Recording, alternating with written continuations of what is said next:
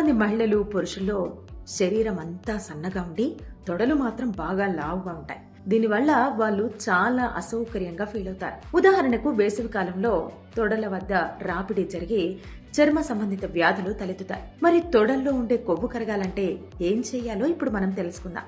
రోజువారీ వ్యాయామాల్లో భాగంగా సైక్లింగ్ చేయాలి. దీనివల్ల కాళ్ళు తొడలపై ఎక్కువగా ఒత్తిడి పడి తొడ భాగంలో ఉన్న కొవ్వు క్రమంగా తగ్గుతుంది. ఇంటికి దగ్గరగా ఉన్న ప్రదేశాలకు వెళ్ళడానికి బైక్, కారు ఉపయోగించకుండా సైకిల్ వాడాలి.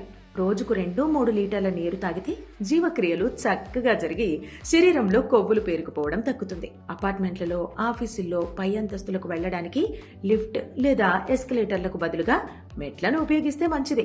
దీనివల్ల తొడ భాగంలో ఉండే కొవ్వు తగ్గే అవకాశం ఉంటుంది. ఉదయం పూట గడ్డి మీద నడవండి. ఈ సమయంలో గాలిలో ఆక్సిజన్ ఎక్కువగా ఉంటుంది. దీనివల్ల శరీరంలో అదనపు క్యాలరీలు ఖర్చై కొవ్వు తగ్గుతుంది.